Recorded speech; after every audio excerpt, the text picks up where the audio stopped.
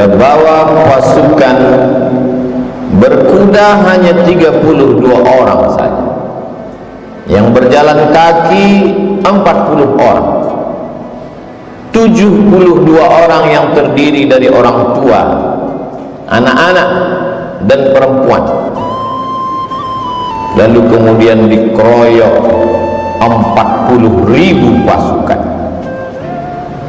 Tidak berimbang, karena bukan dua pasukan yang bersenjata. Rombongan 72 orang itu dipimpin oleh Sayyidina Al-Husain. Mengapa kita sebut dia Sayyidina?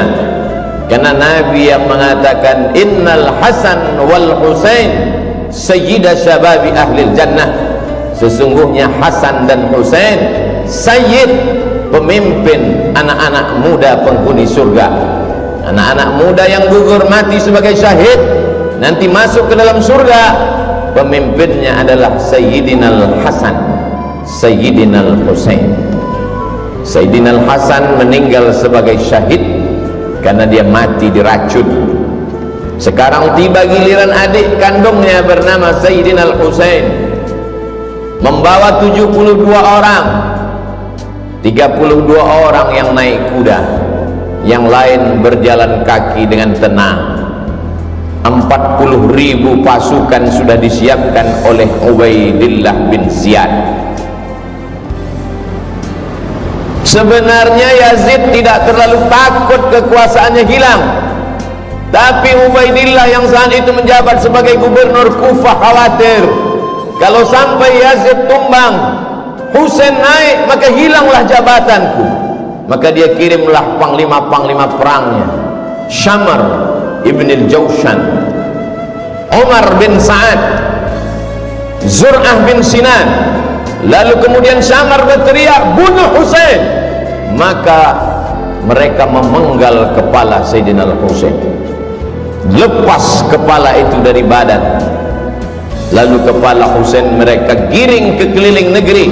Mereka ingin menunjukkan kepada rakyat bahwa kami kuat, kami berkuasa. 40.000 pasukan tentara kami meluluh lantakkan pasukan cucu Nabi Muhammad sallallahu alaihi wasallam. Untuk membahagiakan hati Yazid, maka Ubaidillah mempersembahkan kepala Husain. Lalu kemudian di depan Yazid, tongkat pendek mereka tusuk-tusukkan ke celah bibir kepala Husain. Sahabat Nabi yang hadir melihat peristiwa itu meneteskan air mata.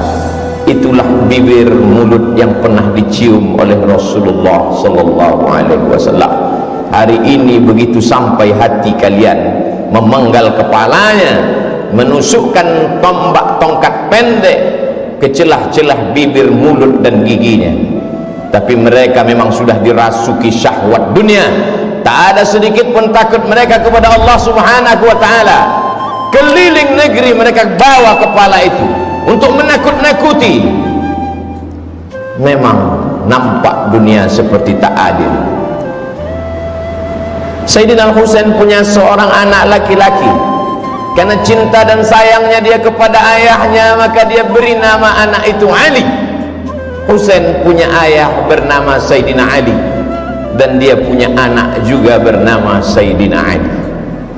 Tapi Ali tidak seperti Husain. Dia tidak membawa pasukan untuk membalas kematian ayahnya, karena dia tahu memang ini tidak berimbang. Kalau kubawa pasukan, mereka juga akan mati seperti ayahku. Walaupun mereka mati syahid, tapi korban sudah terlalu banyak, kata Ali bin Husain. Dia merubah strategi lain.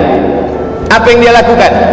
Imam Az-Zahabi dalam kitab Syiar A'lam An-Nubala bercerita bahwa Ali bin Husain malam-malam berkeliling, tidak dengan pedang, tidak dengan tombak, tidak memakai baju besi, karena dia tidak membawa slogan perang. Apa yang dilakukan Ali anak Husain? Dia membawa gandum ke rumah-rumah fakir miskin. Di tengah malam dia berkeliling negeri. Dia lihat mana rumah anak yatim, dia letakkan gandum di depan pintu mereka. Orang tahu bahwa ini adalah gandum titipan Ali anak Husain. lembut hati mereka. Gandum yang mereka makan berubah menjadi darah daging. Hati mereka sudah direbut oleh Ali anak Husain. Dia merasa tidak lagi ada manusia yang layak untuk mendengarkan rintihan sedihnya atas kematian ayahnya.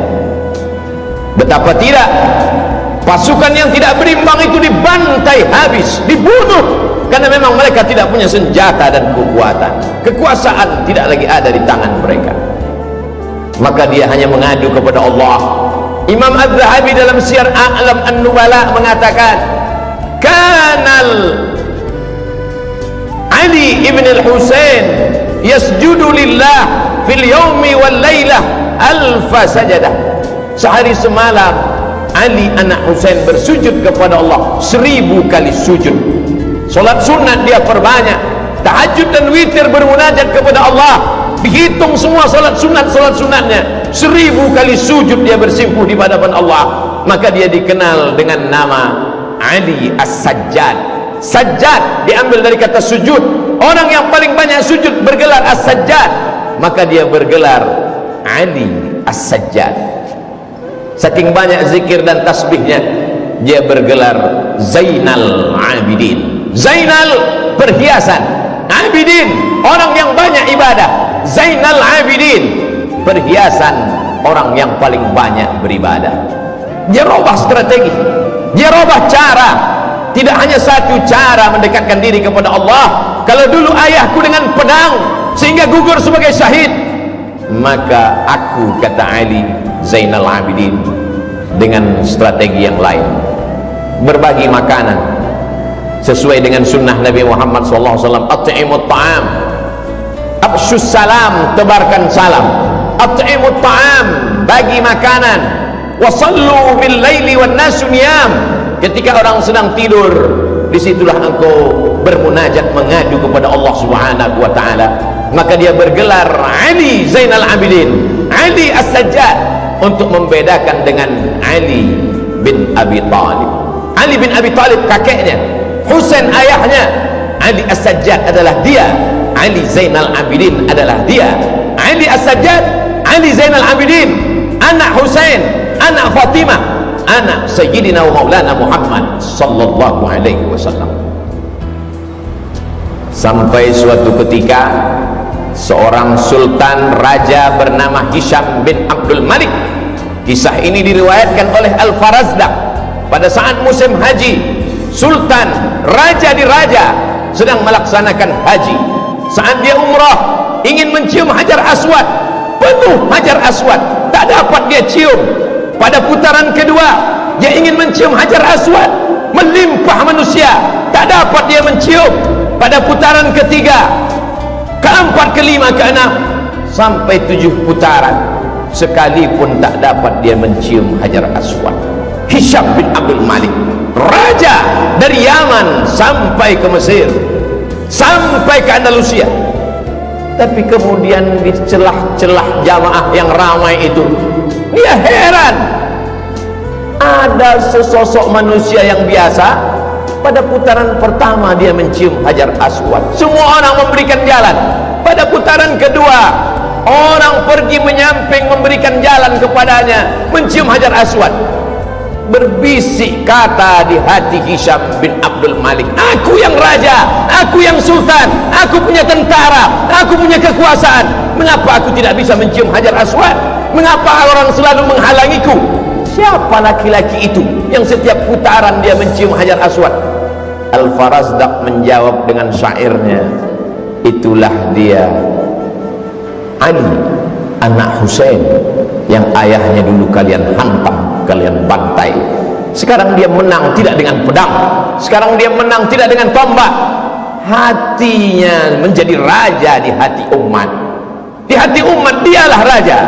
Di mata kalian Hisham bin Abdul Malik lah raja, tapi di hati orang beriman, raja mereka adalah Ali Zainal Abidin.